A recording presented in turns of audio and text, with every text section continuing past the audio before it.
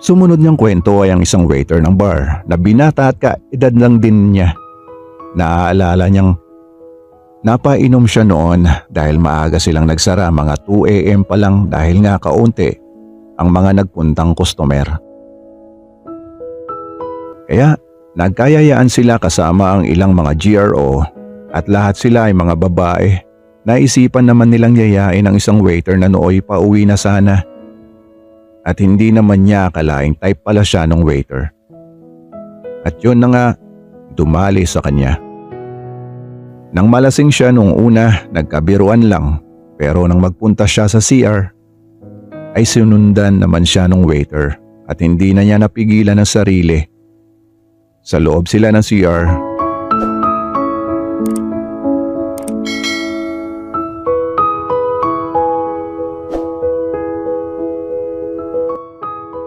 nasa 7 years na rin kaming nagsasama bilang mag-asawa ni Angeline. Masasabi ko naman na masaya at kung meron man kaming pinagdaanan noon na matinding pagsubok. Iyon ay nang nag-away kami at naglayas si Angeline at umuwi sa tiyahin niya sa Pampanga. 3 buwan din siya doon. At nagtrabaho sa isang bar na pagmamay-ari ng kanyang tiyahin. Sinundo ko siya at muli kaming nagkaayos. Wala kaming naging problema na hindi namin nalalampasan. 19 years old pa lamang si Angeline noon nang magsama kami at nagpakasal. Maganda, matalino, mapagmahal at mabait. Ilan lamang sa mga katangian na nagustuhan ko sa kanya. At ako ang first time niya. Alam niyo na, mahal ko siya. Sa ngayon ay may isa na kaming anak. Lately, habang nagmamature ako, nag-iiba na rin ang pananaw ko sa buhay.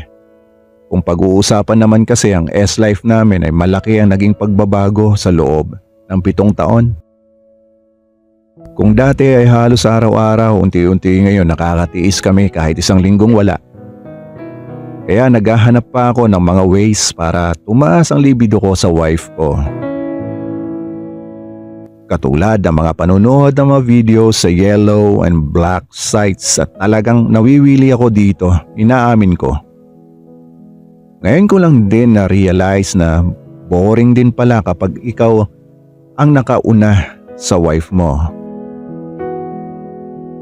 Teka, hayaan niyo muna ako magkwento bago kayo mag-react dyan.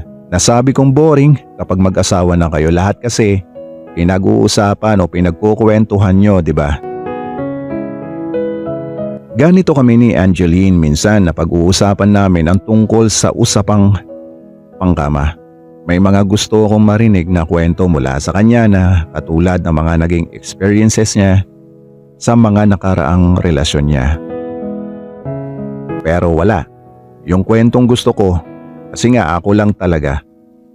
Ako lang ang nakauna sa kanya.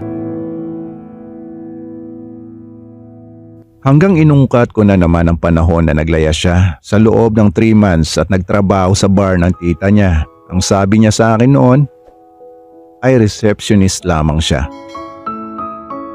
Dahil binabantayan naman daw siya ng tiyahin niya at hindi naman siya nagpapatable. May mga makukulit daw pero hindi na lamang niya ito pinapansin. Siyempre, naniwala ako sa kanya kasi nga ang alam ko, mahiyain talaga siya at hindi siya ang ganong tipo ng babae. Lalo na at alam kong ako naman talaga ang first niya. Pero lalaki ako Hindi talaga maalis sa isip ko na pwedeng mangyari ang iniisip ko. Sa sexy at ganda ng asawa ko lalo na kapag naka-makeup na ito. May magkagusto talaga sa kanya na gagawin lahat. Makuha lamang siya. So, yun. Kinulit ko nga siya ng kinulit. Muli ko na namang tinanong sa kanya kung may lalaki bang gumalaw sa kanya habang nagtatrabaho siya doon. Sa pangungulit ko ay biglang natahimik si Angeline. Pareho kaming matutulog na. Kaya tumahimik na ako, baka kasi na-offend ko na siya. Pero biglang nabasag ang katahimikan namin nang magsalita ang asawa ko. Bray, meron akong aaminin sa'yo. Ang mahinang salita ni Angge. Pero ipangako mong hindi ka magagalit, mahal na mahal kita at ayaw kong magalit ka sa akin. Dugtong pa niya. Bigla akong kinabahan pero hindi ko pinahalata.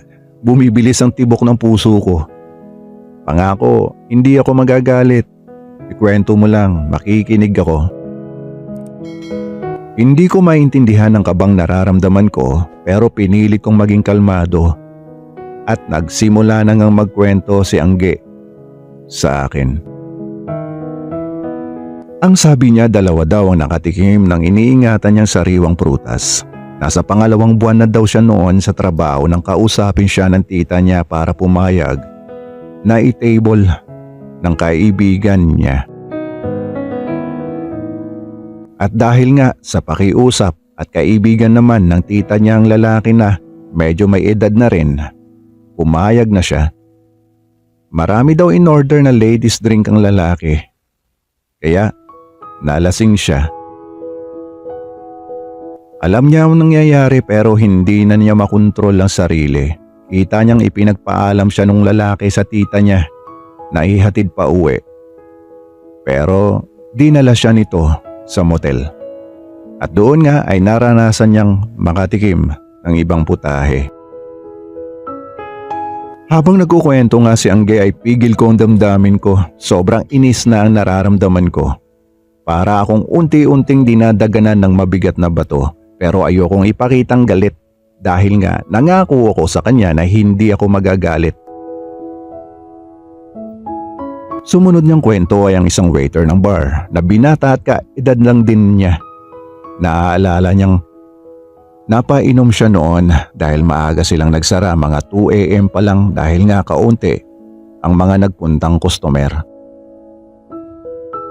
Kaya nagkayayaan sila kasama ang ilang mga GRO at lahat sila ay mga babae. Naisipan naman nilang yayain ang isang waiter na nooy pauwi na sana. At hindi naman niya akalaing type pala siya ng waiter.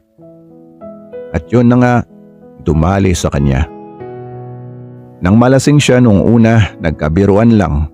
Pero nang magpunta siya sa CR, ay sinundan naman siya ng waiter at hindi na niya napigilan ang sarili. Sa loob sila ng CR, naglaro nung waiter. Napabuntong hininga ako sa kwento ni Angge. Masakit sa akin, gusto kong sumigaw sa galit. Gusto kong magwala para ilabas ang galit ko. Pero para ano pa?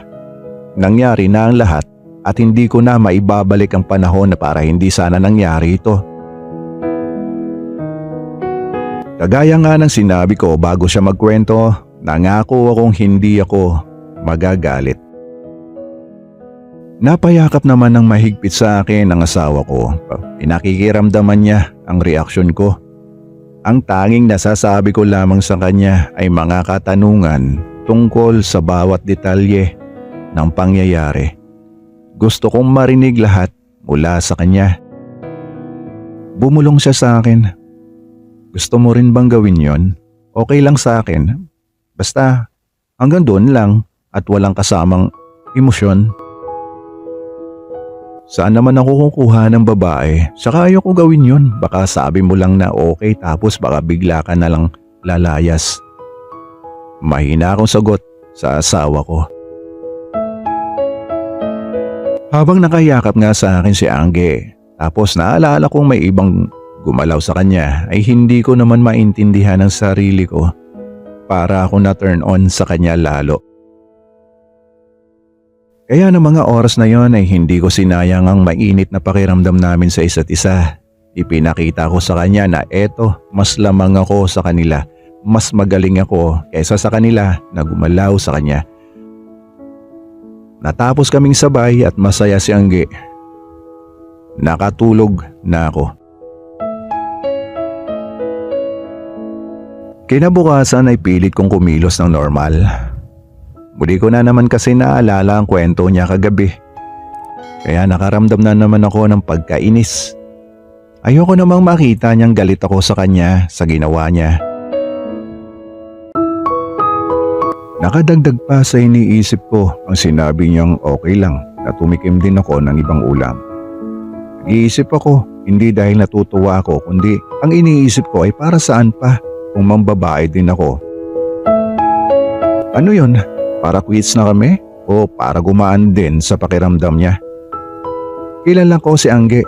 Alam kong mabigat sa kanyang kalooban ng pagtago ng ganitong sekreto sa mahabang panahon. At di biro ang guilt na naranasan niya. Kung gagawin ko mang mambabae, siguro hindi para bumawi. Siguro para masunod ang gusto niya, para mas lalong gumaan ang pakiramdam niya.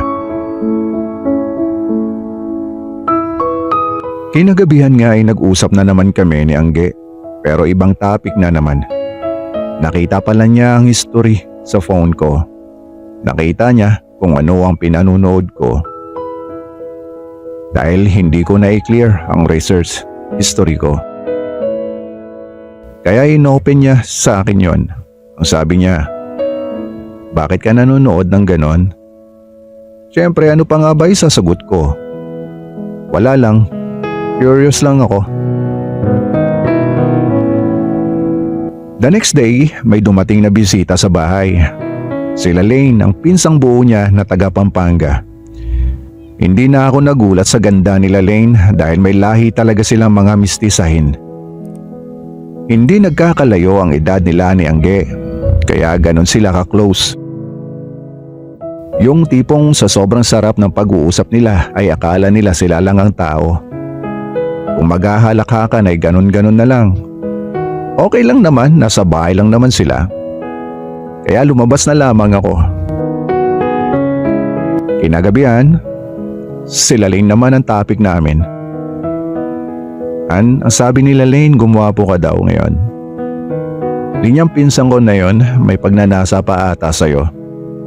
Dito ay natawa ako at medyo tumaas ang self-esteem ko.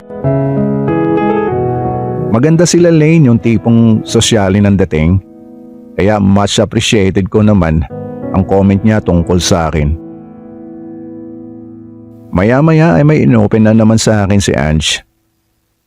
Napanood pala niya, pinanood ko yung video ng dalawang guys at isang magandang babae na naglalaro.